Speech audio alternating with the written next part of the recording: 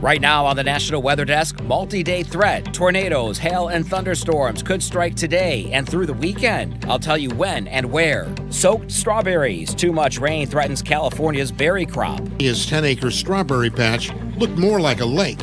While Texas lakes and rivers are running low and need more rain. This is the first time we've seen the lake so low. 15 billion miles will help you understand just how far away NASA's Voyager 1 spacecraft is from Earth. You send the message Monday morning, it gets here Tuesday morning. See how one South Carolina beach is getting ready for sea turtle nesting season. The nests normally don't start forming until mid-May, but some have popped up in late April. And social media ROLOGY has new weather lessons on wildfires, hurricanes, and urban heat island. From our nation's capital, this is the National Weather Desk. Good morning and welcome to the National Weather Desk. I'm meteorologist Steve Rudin from WJLA in Washington, D.C. The threat of severe weather returns to the nation's midsection today and will continue through the upcoming weekend. The greatest risk this afternoon, a 3 out of 5, runs through portions of Oklahoma and North Texas, with another section in western Kansas. Oklahoma City and Abilene are under a slight risk for tornadoes, hail, and damaging winds. Tomorrow, the greatest risk moves north, including Kansas City and Omaha. The threat continues across the plains through the weekend. Be sure to stay weather alert should any storms develop. And while we are 37 days away from the official start of hurricane season, there's already been a very weak disturbance in the eastern Atlantic. The National Hurricane Center originally had a little bit of concern. However, the forecast evolved and it's no longer a threat. As Florida meteorologist Lauren Oleski shows us, disturbances often form well before June 1st. We have in the past several seasons seen storms, or I should say disturbances, before the official start date of hurricane season, which is on June 1st. Last year, we had an outlook issued on May 21st. We actually had an outlook issued last season in January, but I'm looking at the months that are actually closer to the start of hurricane season, so April and May. We had a May disturbance in 2022. In 2021, our first was in April, and then in 2020, our first disturbance was also in May. So not uncommon to see, but again, the one that's out there right now, we don't need to be concerned with. First name on our list for this year is Alberto, and then Beryl, followed by Chris. The official start date is June 1st. I don't see anything threatening us for the next few weeks. Again, we'll see what happens when the season actually begins. And of course, we'll keep an eye on it for you. The NFL holds its annual draft tonight in Detroit. I'll leave the pick predictions to our experts so our focus can stay on the weather. This is a shot of Motor City's Campus Martius Park, where the draft is being held outdoors. The weather looks great today with mostly sunny skies and a high in the middle 50s. Farmington and West Bloomfield will see temperatures that will be equally as nice. The same for Ann Arbor. When the first pick is selected shortly after 8 o'clock, it should be in the lower 50s. And later on this evening, temperatures are going to dip into the chilly 40s. The 2024 wildfire season is quickly approaching, and at least one forecast expects the number of wildfires this year to be a little bit below average. Remember the smoke from Canadian wildfires that shrouded many U.S. cities last year? AccuWeather expects there to be fewer fires in the United States this season, but above average north of the border. Fires in Canada are not expected to approach last year's record-shattering season. The Texas Panhandle and northern Great Lakes are considered regions with a very high risk for wildfires this season. Turning to Iowa, where they had a slight break from windy conditions yesterday. So what causes high winds? Cedar Rapids meteorologist Garrett Haidt has more. Throughout the middle half this week, we finally felt a slight break from those winds here in eastern Iowa, but it certainly has been rather windy here over the last few weeks, with a lot of these average wind gusts here since about mid-March sitting at around about 35 miles per hour. But the excessive winds actually isn't too abnormal. Right around March to April is where we usually expect some of the highest winds of the year before things start to taper down for the summer and then peaking once again as we then head into the fall. So why is this? Well, firstly, winds are largely driven by differences in atmospheric pressure, which is in turn driven by temperature changes. And of course, the greater the difference between these two, the stronger the winds will end up being. So looking at overall average temperatures across the lower United States from north to south, we see temperature differences, at least here in January, just shy of 50 degrees, which is a fairly big difference. So why isn't January the windiest month we have? Well, another factor that can be attributed here is the jet stream and where it's at. Of course, that can help bump up those surface winds by a little bit depending on its location. So as we head then into the springtime, of course, we gradually see that temperature difference start to fall just a little bit more, but as we head into March and April, we start to see that jet stream creeping just a little bit further off towards the north before eventually pushing further off, well off towards the north for the summertime, and then eventually we'll be returning back towards our area as we head into November, and eventually receding much further south as we do head into the later half of the winter. It's been a record-breaking month of weather in West Virginia. Meteorologist Brandon Stover looks at the numbers and explains the robust weather maker that's likely responsible for it. Well, a historic storm line swept through West Virginia earlier this month. So far, 10 tornadoes have been confirmed from April 2nd here in the Mountain State. We only average 2 per year. 17 tornadoes confirmed in our region, including parts of Kentucky and Ohio. The previous record in an entire year for the Charleston National Weather Service office was 11 back in 1980. This looks to have been a derecho, a long-lived line of damaging thunderstorm winds that extends at least 240 miles. At one point, there were well over 100,000 people in West Virginia without power. Despite arriving in the morning, gusts still exceeded 80 to 100 miles per hour along sections of this line. This video showing intense winds in cross lanes taken by Ryan Ware. Derechos typically occur in the summer months, but this isn't our first run-in with one in early spring. Back on April 9th, 1991, an intense derecho hit West Virginia hard after traveling from Arkansas to eastern Pennsylvania in about 12 hours. 2 people lost their lives here and 86 people were injured. This just proves if conditions are right, severe weather can happen any place, anytime. Now we have 2 very different stories about rain, one where there's been way too much, the other not nearly enough. We start in Fresno, California, where the strawberry supply is suffering under soaking spring rain. Rich Rodriguez has more. Fresno County grower Seong Hulong says his strawberry crop is still drying out from all the rain this spring. Recently, his 10-acre strawberry patch looked more like a lake. Too much water, he says, is not welcome. No, because when the water to flow like that one, the root, they come and block, they not make the production no more. Hulong says the flooding impacted 4 acres of his strawberries. That's nearly half of his farm. His plants grow in clay-like soil. When the heavy soil, and the water stay long. He's been farming this land since 2005 and has been flooded before. Hulong is still producing quality produce for his fruit stand. His strawberries are huge. While his crop will be shorter this year, he says his price won't fluctuate. The market go out, I not go out. The market go low, I not go low. I make a standard for my customer. Plants on the lower end of his farm, where most of the flooding occurred, won't be producing many strawberries for sale. Still, Hulong believes he'll be picking strawberries until the end of June.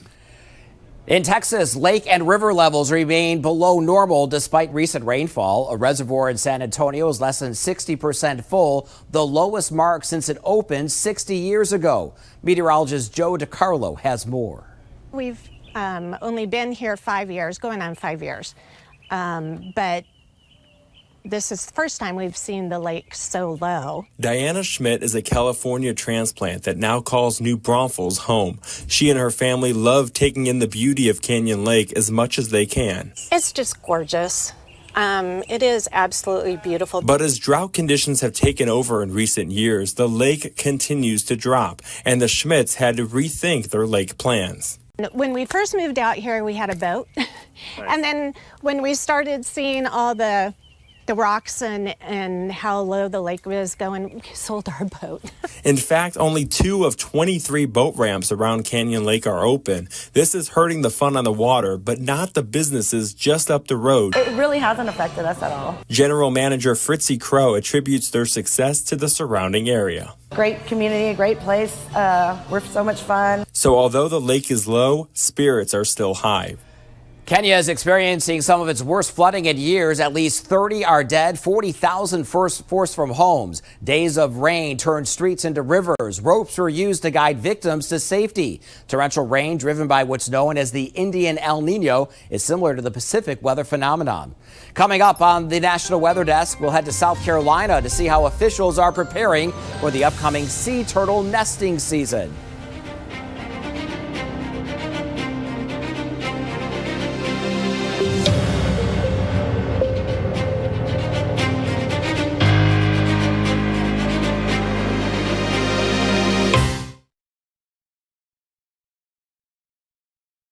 I'm meteorologist Charlie Lopresti with a look at the Northeast. We have a seasonably cool air mass moving in this morning. You might have noticed that stepping outside. Temperatures this afternoon, they're going to struggle to get out of the 50s. We have a nice clear sky out there. Unlimited sun should be expected this afternoon. That's about 2 o'clock in the afternoon. And the temperatures, they're going to stay on the cool side right into Friday. If anything, temperatures are a few degrees warmer on Friday. Most towns will be in the 50s. Some spots may nudge 60 degrees. Saturday, we'll have mostly sunny skies. I'm Chief Meteorologist Gerard Jabali. Here's a look at the Mid-Atlantic region. Only a stray shower possible on Thursday, and that is going to be way to the south side of the Bay Area here. And we're talking about it staying very dry all the way through the next several days. Our temperatures have taken a dive, though. We have dropped down to the 60s across the area for highs. It will be in the 40s for lows each night with no frost really expected. We will not warm up until we get a little bit closer towards the end of the weekend on Sunday. Good Thursday morning. Meteorologist Michael Ehrenberg with a look at your southeast regional forecast for this Thursday. We will be seeing clouds and showers moving out of Kansas into northern sections of Arkansas, eventually western Tennessee, northern Mississippi, and perhaps northern Alabama later on in the day. But with high pressure firmly entrenched over the Carolinas into Florida, nothing but sunshine for that part of the southeast. High temperatures in the 70s from Atlanta north, 80s areas further south through the Sunshine State.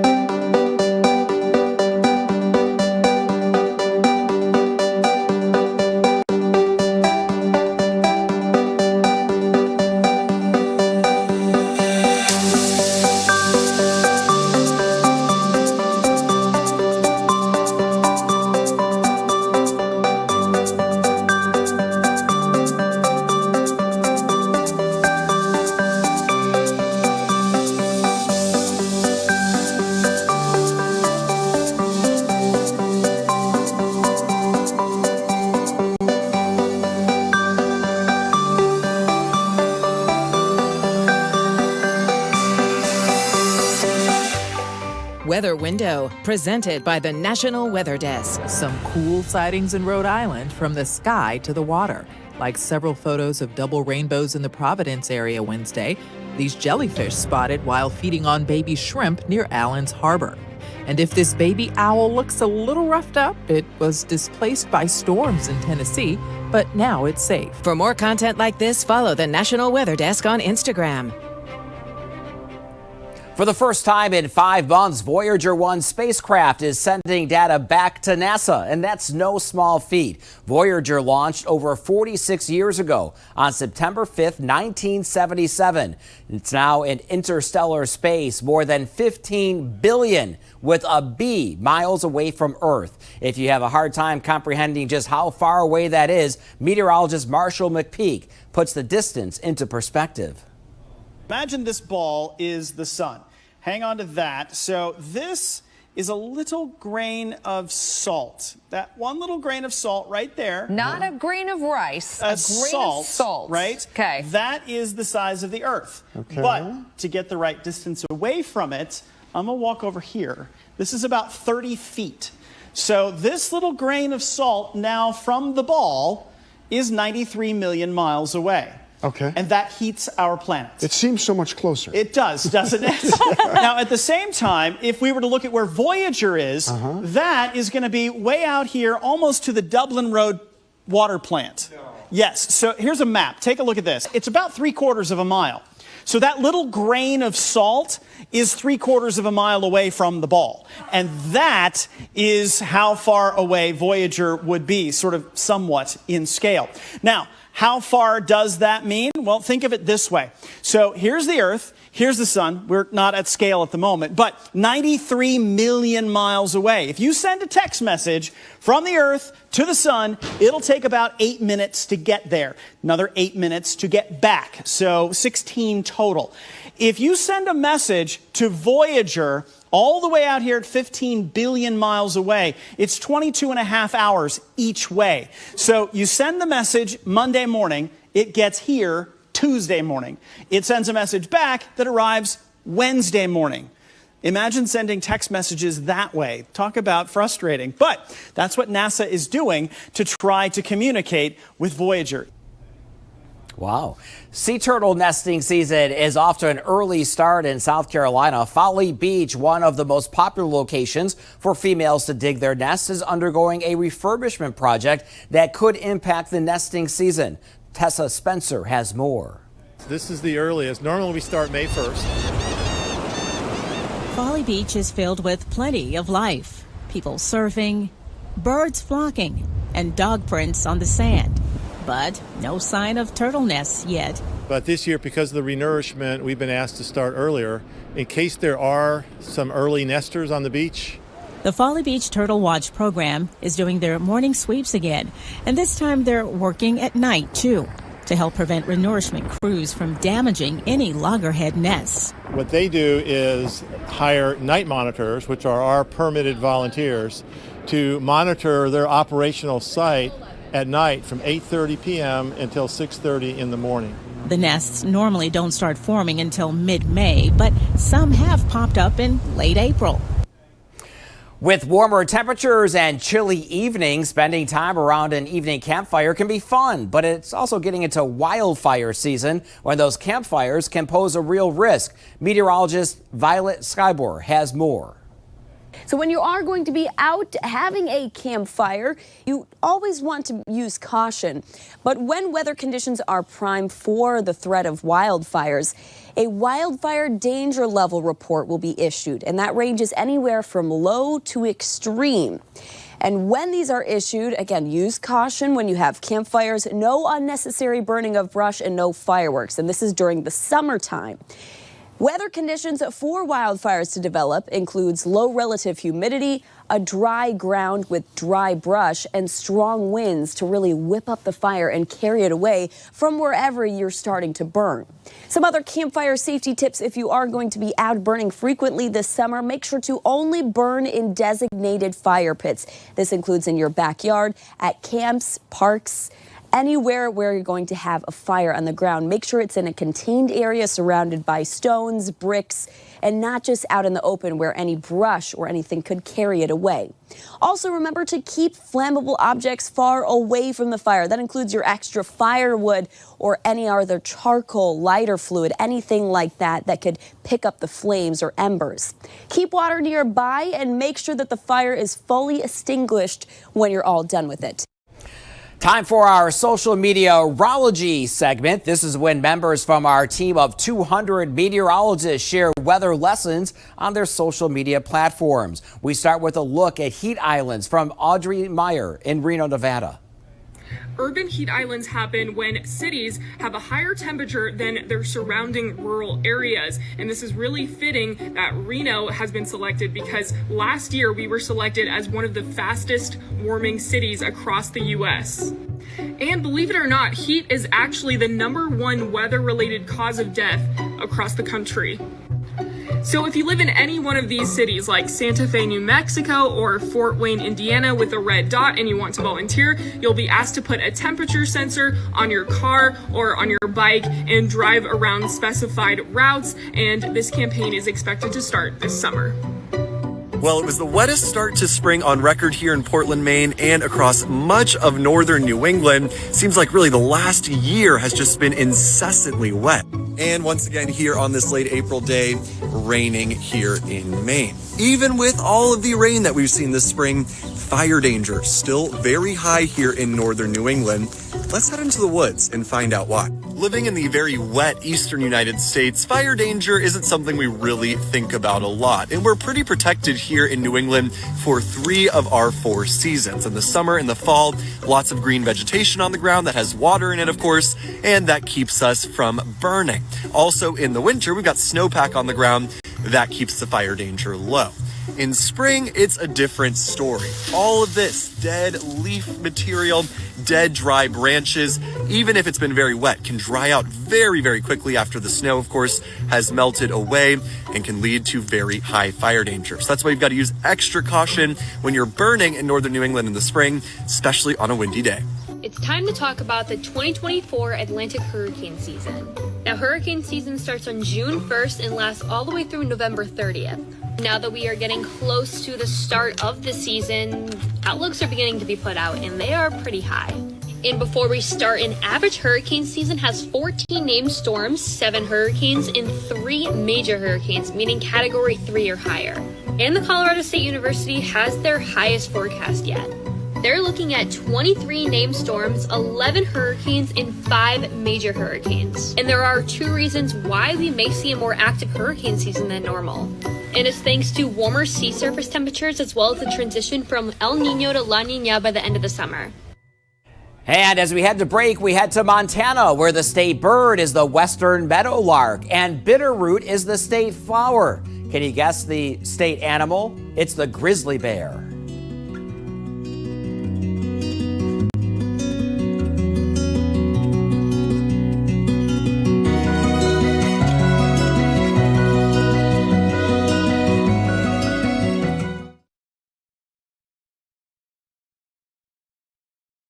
Well, a very good Thursday morning, everyone. I'm meteorologist Andrew Buck-Michael. Quiet across the Great Lakes, but we got some strong thunderstorms expected across portions of the plains, including Kansas, for the day today.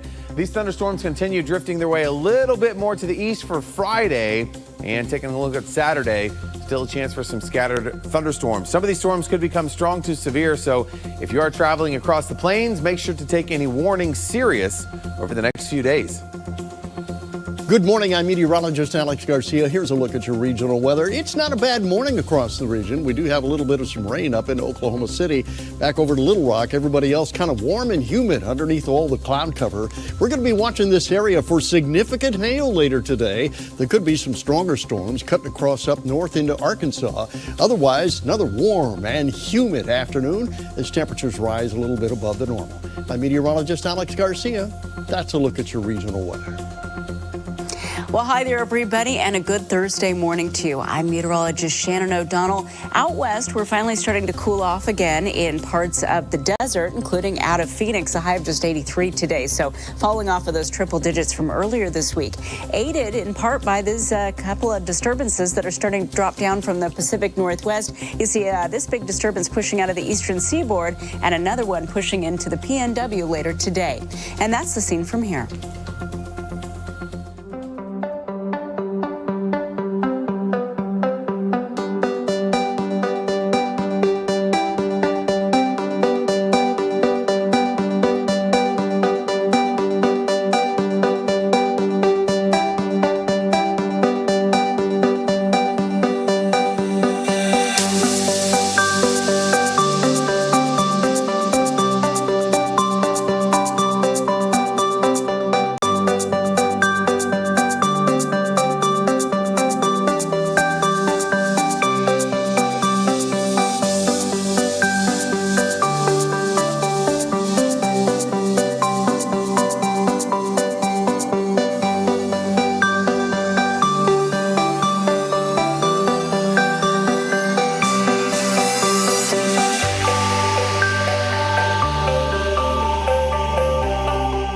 You are watching the National Weather Desk. In Arkansas, warmer weather means snakes are on the move. State wildlife experts say there's no need to fear. It's because most snakes are scared of humans and will usually leave you alone as long as you leave them alone. According to the University of Arkansas Division of Agriculture, there are 39 species of native snakes in Arkansas, and only 6 of them are venomous. Doesn't make me feel any better about it. Snakes are also playing a huge role in the ecosystem, serving as both predator and prey, eating rodents, insects, and fish. As a human species, we kind of have this fear of snakes, but there is far more to be concerned about other critters that are coming out right now, like ticks and mosquitoes that carry these vector-borne diseases like Zika and West Nile and alpha-gal and Lyme and things like that that cause far more harm to humans every year than snake bites do. If you're looking for more great social media content, be sure to check us out on social media. You can find us on your favorite social media platforms, Facebook, YouTube, Instagram, and TikTok. Just search the National Weather Desk or scan the QR code on the bottom left corner of your screen.